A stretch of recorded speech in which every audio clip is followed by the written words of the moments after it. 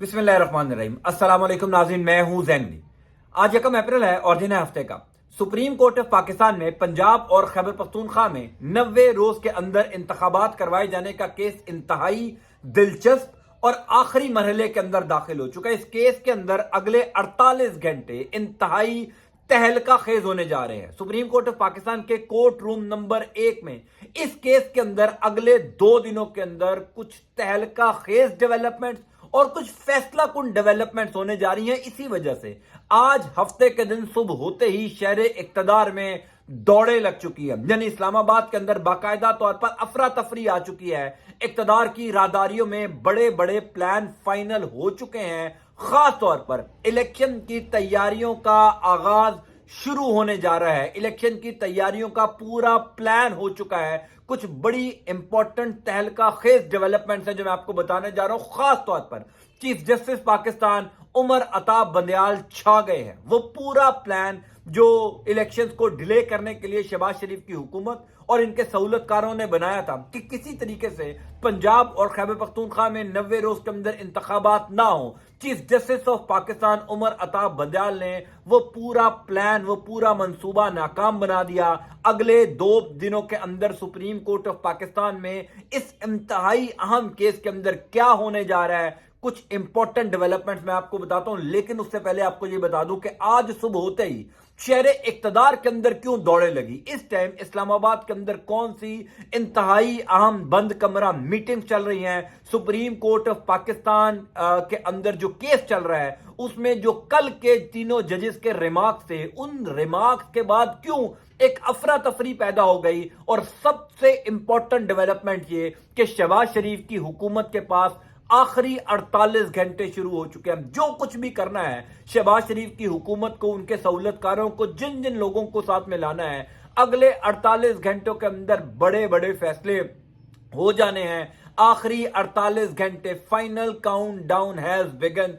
Important updates हैं जो मैं आपको बताता हूं। पहली इंपॉर्टेंट बात तो यह है कि इस टाइम इस्लामाबाद के अंदर शहबाज शरीफ की हुकूमत और उनके इत्तेहादियों का इंतहाई अहम इजलास चल रहा है। वो इजलास तकरीबन सुबह 12 बजे शुरू हुआ था। शहबाज शरीफ की हुकूमत और पीडीएम की जितनी दीगर जमातें हैं 12-13, वो सब सर जोड़कर बैठ गए हैं, चूंकि अंदाजा हो चुका है कि वो पूरा प्लान जो इलेक्शंस को डिले करने के लिए बनाया गया था, एक अकेले बंदे ने, chief justice of Pakistan Umar Ata Bandial ने उस पूरे प्लान को नाकाम बना दिया। पूरा मंसूबा मिट्टी में फेंक दिया। चूंकि अब चीफ जस्टिस ऑफ पाकिस्तान ये फैसला कर चुके हैं, अपने रिमार्क्स के जरिए बता चुके हैं कि पंजाब और खैबर पख्तूनख्वा में 90 रोज के अंदर इंतखाबात होने हैं।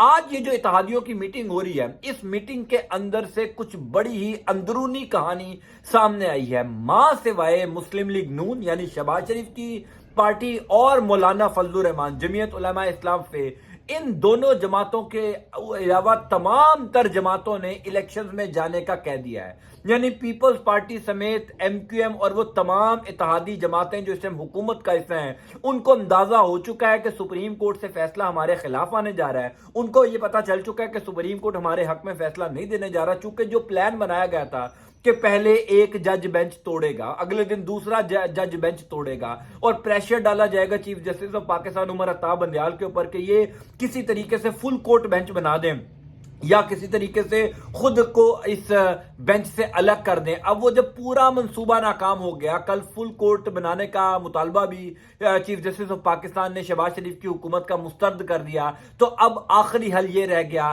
कि वो तमाम इत्तेहादी जमातें जो इलेक्शन में जाना चाहती हैं लेकिन शहबाज शरीफ की हुकूमत, शहबाज शरीफ की जमात और 1-2 और जमातों की वजह से इलेक्शन में नहीं जा रही, उन्होंने आज इत्तेहादियों की मीटिंग में ये कह दिया कि हमें फिल फॉर इलेक्शन की तैयारियों का आगाज कर देना चाहिए। इसका मतलब यह है कि chief justice of Pakistan Umar Ata Bandial का डंडा चल गया है। अगले 2 दिनों के अंदर तमाम तर स्टेक होल्डर्स को पता चल चुका है कि इस केस में फैसला क्या आने जा रहा है। इंपॉर्टेंट बात यह है कि अब इत्तेहादी जमातों ने शहबाज शरीफ की हुकूमत के ऊपर यह दबाव डालना शुरू कर दिया है कि इलेक्शन में जाना चाहिए, चीफ जस्टिस ऑफ पाकिस्तान हमारे खिलाफ फैसला देंगे। अब ये जो 3 रुकनी बेंच बन चुका है, जो पीर के दिन सुबह 11:30 बजे समाअत करेगा, अब ये ना तो बेंच टूटेगा ना ही इस केस के अंदर कोई ताखीर हो सकती है। जो भी कुछ होना था इस केस के अंदर वो हो चुका है। अब ये केस फाइनल राउंड के अंदर दाखिल हो चुका है। अब ये केस फैसला कुन मरहले के अंदर दाखिल हो चुका है।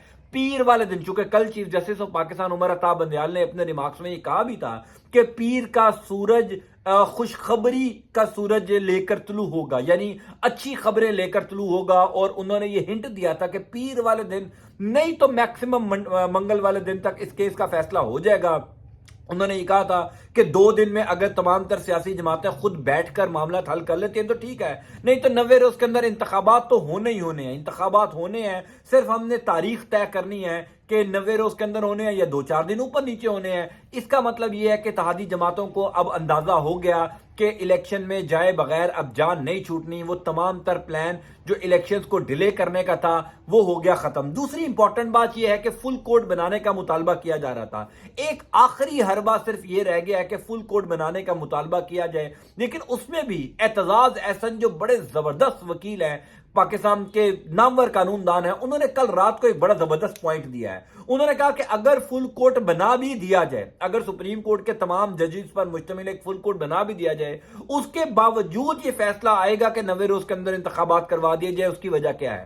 دیکھیے اس کی وجہ اعتزاز احسن یہ کہتے ہیں کہ جسٹس یحییٰ فریدی، جسٹس اطہر من اللہ، یہ دونوں اپنی رائے دے چکے ہیں، ان دونوں نے پہلے ہی اختلاف کر دیا، تو ان دونوں کو تو اب فل کورٹ کے بینچ کے اندر شامل نہیں کیا جا سکتا۔ جیسے جمال خان مندوخیل، جسٹس امین الدین جو 2 دن پہلے جنہوں نے خود کو بینچ سے الگ کیا، وہ بھی اب فل کورٹ کے اندر شامل نہیں ہو سکتے چونکہ وہ خود کو بینچ سے الگ کر چکے ہیں۔ یعنی یہ وہ 4 لوگ جنہوں نے پہلے ہی اختلاف کر دیا وہ تو اب ہو گئے ہیں بینچ سے الگ، وہ تو ہو گئے ہیں سماعت سے الگ، وہ تو اب اس سماعت کا حصہ نہیں بن سکتے۔ دیگر ججز پر مشتمل اگر آپ بینچ بنا بھی دیتے ہیں تب بھی وہ تمام ججز یہی فیصلہ کریں گے کہ سپریم کورٹ آف پاکستان آئین اور قانون کی روح کے مطابق جب وہ فیصلہ کریں گے کہ 90 روز کے اندر انتخابات ہونے ہیں۔ تو اعتزاز احسن نے بھی یہ بات کہی ہے کہ اگر فل کوڈ بنا بھی دیا جائے تب بھی بڑی آسانی سے یہ فیصلہ ہو جائے گا کہ 90 روز کے اندر پنجاب اور KPK میں انتخابات کروانے ہیں، یعنی وہ تمام پلان جو آخری فل کوڈ بنانے کا پلان تھا وہ بھی امپلیمنٹ ہو جائے،